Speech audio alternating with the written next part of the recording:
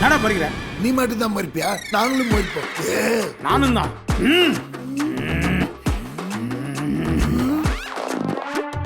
பாத்தியாடா, நான் மொச்சவன பையன் எப்படி பயந்து ஓடுறான்னு. நம்மளை பார்த்தா பேயே பயப்படுவாங்க. இது அந்த பேயே கேட்டுக்கிட்டு தாண்டா இருக்கு. பொதுவாகவே இந்த விஜய் டிவிலேருந்து வர்றவங்களுக்கு ஆக்சுவலாக வந்து சிம்பு வந்து ஒன் டேக் ஆர்டிஸ்ட். சிம்பு லேட்டாக வராருன்னு பல பேர். இப்போ கமல் வந்து அதில் முழுசாக பிகினிங் டு எண்டு வராருன்னா இல்லை. ஏற்கனவே இருந்த 2 பேர் தான் அதுலேருந்து வெளியில் போயிட்டாங்க. இளையராஜாவும் ரஜினியும் நெருங்கிய நண்பர்கள்.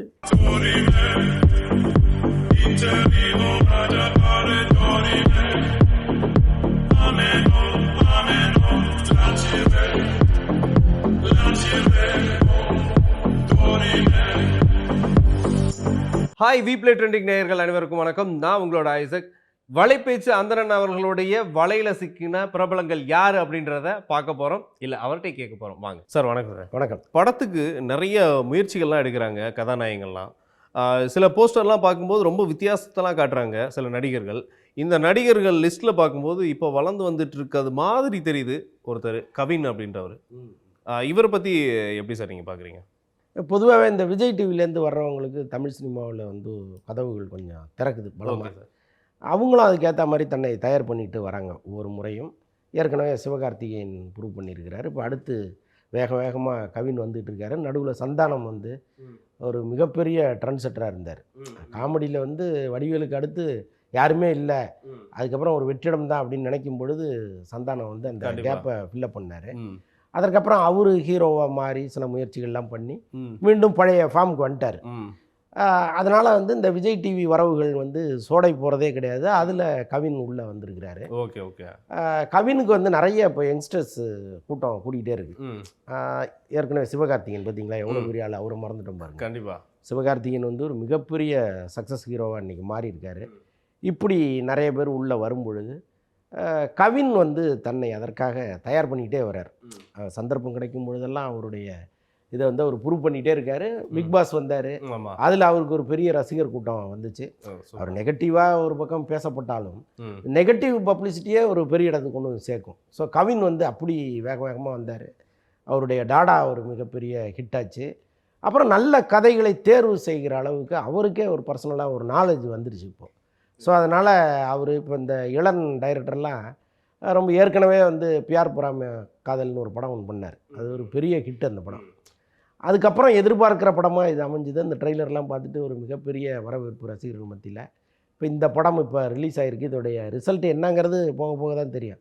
பட் ஒரேடியாக இந்த படம் வந்து ஒரு பெரிய பரபரப்பெல்லாம் கிளப்பல, பட் ஓடுவதற்கான வாய்ப்புகள் நிறையா இருக்குது. ஆமாம். இல்லை, அவர் மேலே நிறைய விமர்சனங்களாக இருந்தது சார். பிக் பாஸில் நீங்கள் சொல்லும்போது பிக் பாஸ்லேருந்து அவர் வெளியில் வந்து அதுக்கப்புறம் நிறைய விமர்சனங்களாக இருந்தது. அதையும் கடந்து இன்றைக்கி வந்து நிற்கிறாருன்னா அது ஒரு பெரிய சவால் நிறைந்த ஒரு. நிச்சயமாக அதை தாண்டி பர்சனலாக வந்து இந்த சினிமாவுக்கு சாதகமாக அவங்க இருக்கணும். இப்போ சிம்புவை மனசில் வச்சுட்டு நான் சிம்பு மாதிரி வருவேன்னு நினச்சி வர்றது வேறு. ஆனால் சிம்பு மாதிரி நான் லேட்டாக தான் வருவேன் ஷூட்டிங்க்குன்னு சொல்லக்கூடாது இல்லை. ஆனால் கவின் வந்து அப்படி மாறிக்கிட்டு இருக்கார். ஸோ அந்த ஏரியாவில் தான் பல பேருக்கு கவின் மீது ஒரு அதிருப்தி. பார்க்குறதுக்கு நல்லா இருக்கார், நல்லா நடிக்கிறாரு, அவருக்குன்னு ஒரு யங்ஸ்டர்ஸ் கூட்டம் வந்துடுச்சு. சம்பளத்தை படத்துக்கு படம் ஏற்றுனா கூட அது ஓரளவுக்கு நியாயமான சம்பளமாக இருக்குதுன்னு பல ப்ளஸ் அவர்கிட்ட இருந்தால் கூட இந்த படப்பிடிப்புக்கு தாமதமாக வர்றாருங்கிறது ஒரு மிகப்பெரிய மைனஸாக இங்கே இருக்குது. பல பேர் முணுமுணுக்க ஆரம்பிச்சிட்டாங்க. அதை மட்டும் அவர் சரி பண்ணிக்கிட்டாருன்னா இன்னும் கூட வேகமாக வளரலாம். இன்னும் இந்த வருஷத்துலேயே ஒரு இன்னும் 4 படங்கள் சேர்த்து பண்ணலான்றீங்க? பண்ணலாம். எங்கள் ஜெய்சங்கர் காலத்துலலாம் ஒரு வெள்ளிக்கிழமை ஒவ்வொரு படமாக ரிலீஸ் பண்ணியிருந்தார். இன்றைக்கி நினச்சாங்கன்னா வேகமாக ஓடலாம். ஆனால் இவங்க என்ன நினைக்கிறாங்கன்னா ரொம்ப மெத்தனமாக, அது இப்போ இருக்கிற அந்த 2K கிட்ஸுக்கே உரிய எண்ணம் தான் அது. அது ரொம்ப எதுக்குமே அலட்டிக்காமல் இப்போ என்ன இப்போ ஓடி ஓடி சம்பாரித்து என்ன பண்ண போகிறோங்கிற ஒரு உணர்வோடு ஓடுறாங்க பல பேர். ஸோ அந்த மாதிரி தான் கவின் வந்துட்டாரோன்னு நினைக்கிறேன். ஏன்னா போதும், இவ்வளோ போதுங்கிற மாதிரி தான் அவருடைய கிராஃபும் போகுது. பட் அதில் கொஞ்சம் நல்ல கதைகளாக தேர்ந்தெடுத்து போகிறாரு. ஓகே. இப்போ அடுத்து கூட பிளட்டி பேக்கர் அப்படின்ற ஒரு படம் கூட லிஸ்ட்டில் நிற்கிது. ஆமாம், நெல்சன் தயாரிக்கிறார் அந்த படத்தை. ஆமாம். இப்போ எப்படி அவர்கிட்ட அசிஸ்டண்டாக இருந்தவர் பண்ணுறாரா, யார் பண்ணுறது? ஆமாம், நெல்சனோட அசிஸ்டண்ட் தான் படம் பண்ணுறாரு. ஓகே. இன்னொன்று அது ஒரு நல்ல பண்புங்க. இப்போ என்னென்னா முருகதாஸ் என்ன பண்ணுவாருன்னா அவருடைய உதவி இயக்குனர்கள் எல்லாரையுமே மேடையில் ஏற்றி அவங்களுக்கு மரியாதை பண்ணுவார் எப்பவுமே. அவர் படம் தொடர்பான எல்லா நிகழ்ச்சிகள்லையுமே அவருடைய உதவி இயக்குனர்களை மேடைக்கு ஏற்றிடுவார். ஏற்றிட்டு அவங்களுக்கு வந்து சால்வு போடுறது, அவங்களை அறிமுகப்படுத்துறது, இவர் பேர் என்னது, இவர் இவ்வளவு திறமை உள்ளவர் அப்படிங்கிற மாதிரி பண்ணுவார். அப்புறம் ஒரு முறை என்ன பண்ணாருன்னா, அந்த உதவி இயக்குனர்களுடைய பெற்றோர்கள்லாம் வந்திருந்தாங்க. அப்போ அவர் சொன்னார், இங்கே எல்லாருமே வந்து அப்பா அம்மாலாம் வந்திருக்கிறீங்க, உங்களோட அப்பா அம்மா, யாருக்குமே பயம் வேண்டாம். நான் என்னடா நம்ம பையன் வந்து சினிமாவுக்கு வந்துட்டானே, இவனுக்கு எதிர்காலம் இருக்குமோ இல்லையோன்னெலாம் நீங்கள் யாரும் பயப்படாதீங்க. இந்த ஒவ்வொருத்தருக்கும் பட வாய்ப்பு வாங்கி தரது என்னுடைய பொறுப்பு. ஒருவேளை யாருமே வாய்ப்பு கொடுக்கலனால நான் என் பேனரில் தயாரிப்பேன் அப்படின்னு சொல்லி பல பேரை அவர் உருவாக்குனார். ஸோ அந்த மாதிரி வந்து நெல்சன் இன்னைக்கு அவருடைய அசிஸ்டண்ட்டுக்கு ஒரு வாய்ப்பு கொடுத்து நீ இந்த படம் பண்ணு அப்படின்னு சொல்கிறது. இன்னொன்று, நெல்சன் வந்து ஒரு இயக்குனராக இருந்து இன்னைக்கு ஒரு பெரிய சம்பளம் வாங்குகிற ஒரு இடத்துக்கு வந்துட்டார். எல்லாருமே என்ன பண்ணுவாங்கன்னா, இந்த சினிமாவில் இருக்கிறவங்களுக்கு சினிமா ரிஸ்க்குங்கிறது நல்லாவே தெரியும். இந்த பட தயாரிப்புங்கிறது வந்து அந்த குணா குகை மாரி உழுந்து புடைக்கிறதுங்கிறது ஒரு மிகப்பெரிய கரெக்ட். அது மாதிரி ஒரு இடத்துல இவ்வளவையும் பார்த்துக்கிட்டு ஒருத்தர் வராரு, அதுவும் தன்னுடைய உதவி இயக்குனருக்கு ஒரு வாய்ப்பு கொடுக்கணும்னு நினைக்கிறாருங்கிறதெல்லாம் நிஜமாக பெரிய விஷயம். இந்த படத்தில் அவருடைய பங்களிப்பு நிறையா இருக்கும். பங்களிப்பு ஒரு பேக்கிங்காக இருந்து படங்களுக்கு ஐடியா கொடுக்கறது, உள்ள சில விஷயங்களை போடுறது எல்லாமே இருக்கும். அப்போ கவினுக்கே அது ஒரு ப்ளஸ்ஸாக மாறும். கண்டிப்பாக. இன்னைக்கு ரஜினி விஜய்னு போயிட்டாரு, அவர் கவினை வச்சு படம் பண்ணுவாருன்னா இனிமே பண்ண முடியாது. ஏன்னா கிராஃப் இப்படி தான் போகணுமே தவிர இப்படி வரக்கூடாது. கண்டிப்பா. ஆனால் அவருடைய பேனர்ல இவர் வரும்பொழுது அவருடைய இன்புட்ஸ் நிறைய இருக்கும்ல. நெல்சன் படம் பண்ற மாதிரி தானே. கண்டிப்பா கண்டிப்பா. ஸோ அப்போ அவரை வச்சு டைரக்டா இயக்க முடியலனாலும் அவரோட உதவி இயக்குனரை வச்சு இயக்கிடலாம். ஒரு நல்ல ஒரு வாய்ப்பு. சரி சார், இப்போ நீங்க வந்து சிம்பு அவர்களை பத்தி சொல்லிட்டு இருந்தீங்க. இந்த அவர் லேட்டாக வர்றதுக்கும் இவர் சிம்பு லேட்டாக வர்றதுக்கும் ஒரு பெரிய தொடர்பு இருக்க மாதிரியே இருக்கே. இல்லை அதுதான். ஆனால் சிம்பு இப்போ திருந்திட்டாரு. ஆக்சுவலாக வந்து சிம்பு வந்து ஒன் டேக் ஆர்டிஸ்ட். சிம்பு லேட்டாக வராருன்னு பல இப்போ கௌதமனன் பேட்டி ஒன்று நீங்கள் பார்த்துருந்தீங்கன்னா தெரியும். சாய் சித்ராவில் ஒரு பேட்டி ஒன்று கொடுத்துருந்தாங்க. அதில் அவர் என்ன சொன்னார்னா, சிம்பு வந்து காலையில் 9 மணி ஷூட்டிங்க்கு மத்தியானம் 1:30 மணிக்கு தான் வருவார். ஆனால் பயங்கர கோபமாக இருப்போம் நாங்கள், என்னடா இப்படி லேட்டாக வராருன்னு. ஆனால் அவர் நீங்கள் வந்து அவர் ஃப்ரேமில் நின்றுட்டாருன்னா அவர் லவ் பண்ண ஆரம்பிச்சிருக்கீங்க அப்படின்னு ஒரு வார்த்தை சொன்னார். என்னன்னா, நீங்கள் ஒரு தடவை படிச்சு காமிச்சிட்டிங்கன்னா போதும். அவருக்கு டயலாக் மாடுலேஷன் கூட நீங்கள் சொல்லி தர வேணாம். அந்த ஏற்ற இறக்கங்கள் இப்படி பார்க்கணும் எதுவுமே சொல்ல வேணாம். டயலாக் பேப்பரை நீங்கள் கொடுத்துட்டீங்கன்னா போதும். அதுக்கப்புறம் ஒன் டேக்கு தான் அடிச்சுட்டு போயிட்டே இருப்பார். இந்த காலையிலேருந்து நீங்கள் வந்து ஒரு 4 டேக்கு எடுத்து 5வது டேக்கு ஓகே பண்ணி அதுக்கு 12 மணி ஆகிறதுக்கு ஒரு 12 மணிக்கு வந்து நின்று 12:10க்கு இந்த ஷார்ட்டை ஓகே பண்ணிட்டு சூப்பர். அது வந்து சிம்புடைய தனி ஒரு அதீத திறமை. அது தனி அதீத திறமை. அது கவினுக்கு இருந்ததுன்னா சிம்பு மாதிரி லேட்டா கூட வரலாம். ஆனா அது இருக்காங்கிறது அவரை வச்சு படம் எடுத்தவங்களுக்கு தான் தெரியும். பட் நம்ம வந்து அவர் ஒன் டேக் ஆர்டிஸ்ட் எல்லாம் நம்ம கேள்விப்படலை. அப்படி இருக்கும்போது நான் சிம்பு வராரு நான் வந்தா என்னன்னு யாரும் நினைக்கவே கூடாது. சிம்புவை பார்த்து ஜெய் லேட்டா வந்தாரு, சிம்புவை பார்த்து இன்னும் பல பேர் இங்க வீணா போனாங்க. இல்ல நிறைய பேர் இருக்காங்க. அதே மாதிரி அஜித் ஆடியோ லான்ச்சுக்கு வரல, நானும் வரமாட்டேன்னு சொன்னவங்க எல்லாம் இங்க இருக்காங்க. அஜித் எங்க இருக்காரு, அவருடைய படம் பிசினஸ் எங்க இருக்கு, அவர் இடத்துக்கு நீங்க வந்துட்டு அந்த வேலையெல்லாம் பண்ணலாம். நீங்க அவரு தலை, நீ வாளா இருந்துகிட்டே இவ்வளவு பண்ணக்கூடாது இல்ல. ஸோ அது மாதிரி இங்க நிறைய இருக்கு. ஒருத்தரை பார்த்து இன்னொருத்தர் பண்றதுக்கு கூட ஒரு லாஜிக் இருக்குன்னு சொல்லுவாங்க. Correct correct. எப்பவுமே நம்ம பேசும்போதே சில லாஜிக் தேவைப்படுது. ஸோ அப்போ நடைமுறைக்கு கொண்டு வரணும்னா எவ்வளோ மெனக்கிடணுன்றது புரியுது. சார், இப்போது தக் லைஃப் கூட நான் மணிரத்னம் சாரோட ப்ரொடக்ஷன் அவரோட இயக்கத்தில் வந்து போகுது. இப்போ இதில் கமல் சார் வந்து சில ஜாம்பவான்கள்லாம் வந்து கூப்பிட்டுருந்தார், இந்த மாதிரி எல்லாம் நீங்களாம் பண்ணால் நல்லாயிருக்கும் அப்படின்ட்டு.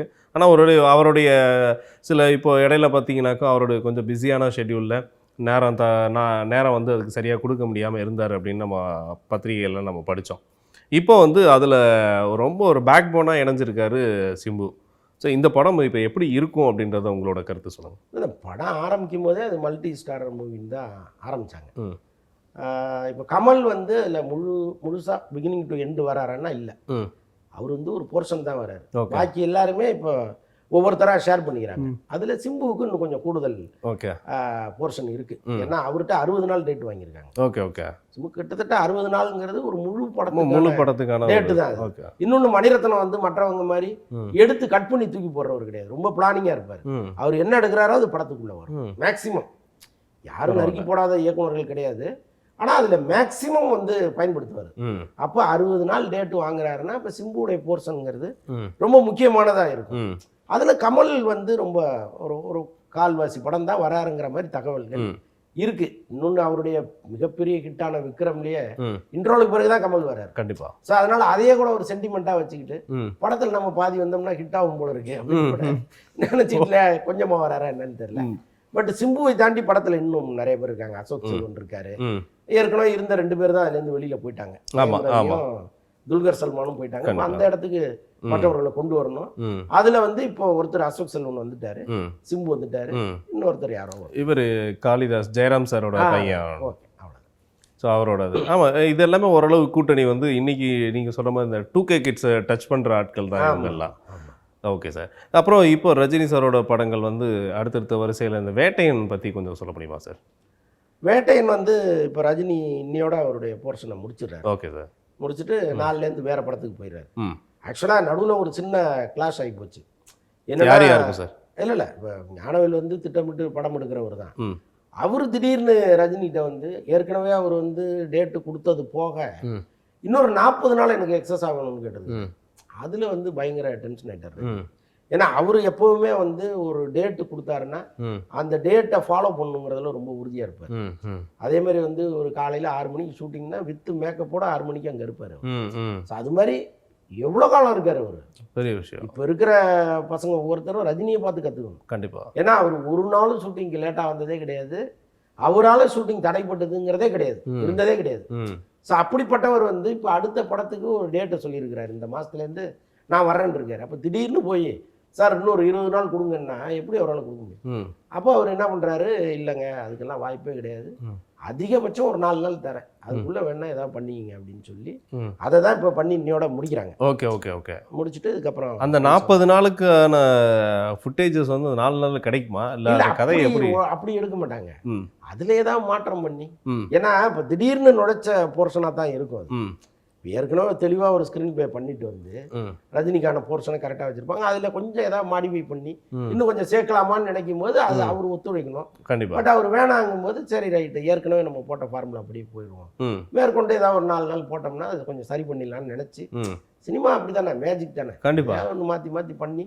ம் சரியாக வரணும், அவ்வளோதான். ம் இல்லை, இப்போது இசை சம்மந்தமாக நம்ம கடந்த முறை பேசும்பொழுது பார்த்தீங்கன்னா இப்போ அந்த இசை பிரச்சனை பெரிய பிரச்சனையாக இருக்கே.